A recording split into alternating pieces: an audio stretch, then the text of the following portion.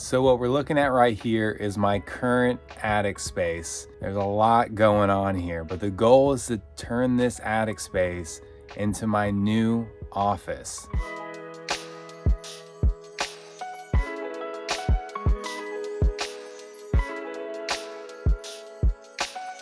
Behind me, immediately behind me, is going to be a stairwell coming up and then into the office space that's around here. That probably doesn't make any sense, but hopefully when it all comes together, it does make sense.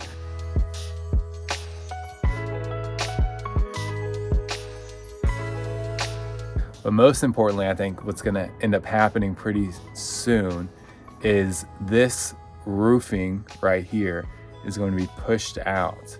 So we're gonna put dormers and windows going that direction and create more square footage in the space and to actually have some natural light and some sunshine coming in. That's going to be ideal.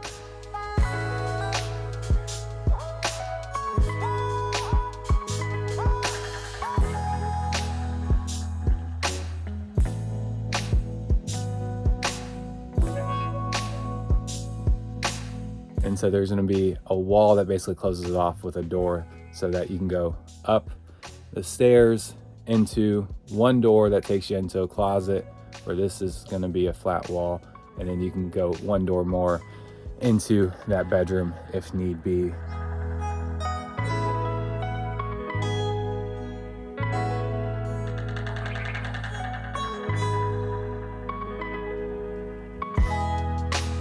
But they are telling me that it should take about 2 months, hopefully less, which is probably one of those like famous last words before it takes 6 months, but we're gonna keep our fingers crossed.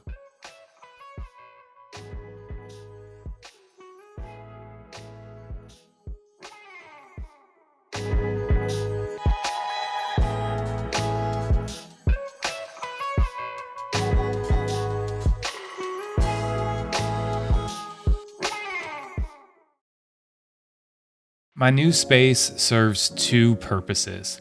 First, I run my entire virtual law firm from this office. Second, I also need a studio space for content creation. It took a lot of planning, but I was able to design a space that achieves both. Here's how. With any studio, the struggle is not letting the space get cluttered with cameras and lights, while also minimizing the friction of getting everything set up. My solution begins with a camera in a cabinet, patent pending. With this setup, I can keep the camera in the cabinet while I film myself on the couch. And when I'm done, I just disconnect the XLR cable, turn the camera off, and close the door. As for lighting, I've put a mount on the ceiling so I can avoid light stands. This is where my key light goes.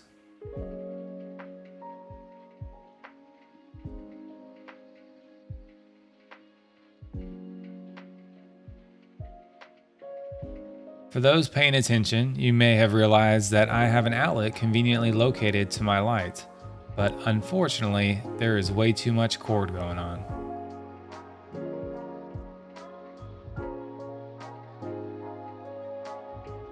You gotta back that bad boy up. Let's see, let's get that dialed in. I think this works. Okay, so this is a perfect example of a luxury that I now have in this office space, which is office space. It allows me to be able to change up the shot. In the last office, I was limited on space, and so I was stuck with one static, monotonous shot every single time, which was fine. Nobody really complained about it, but for me, if it's the same shot over and over again, it doesn't really necessarily inspire. And this is just one example of me being able to change the shot if I needed to. I could use, you can kind of see it right there. Let's make it a little bit easier for you. I could use that microphone in order, because that's attached to a little side table, move it around in order to keep the high quality audio close to me, change the shot up, utilize again the technology in the space, and keep things fresh. That's always the goal.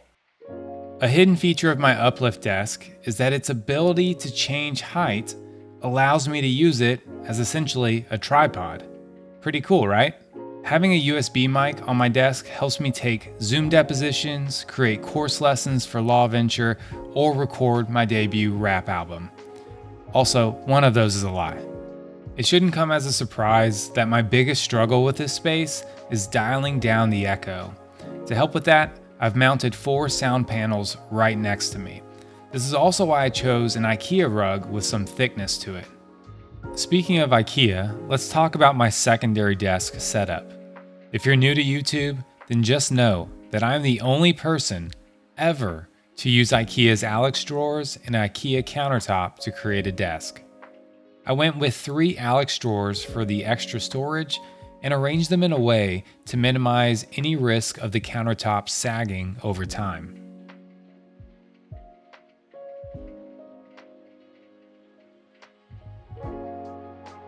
At the risk of this sounding like an IKEA commercial, I have to talk about this IKEA love seat. It's absolutely incredible, and it's stylish. I'll provide a link in the description so I don't have to butcher its name. But for perspective, I'm 6'3" and can comfortably take a nap on this thing. These built-ins are so great for storage, and I have to say, shout out to my wife for coming up with the idea. I'm not gonna lie, I was totally influenced in buying the Herman Miller Embody gaming chair, which is not cheap by any means, but I have to say, I absolutely love this chair. It not only corrects my posture, but is also super comfortable. Here's something that my college self will probably be super proud of. So these lights you see are not only Wi-Fi lights that I can control via my phone or Google, but they're also Wi-Fi RGB lights, meaning I can change their color and their intensity to whatever I want them to be. Why I need to do that? Don't necessarily know quite yet, but it definitely sets a mood for sure. What you're seeing right now is the architect's original design for the space. As you can tell, we definitely made some changes.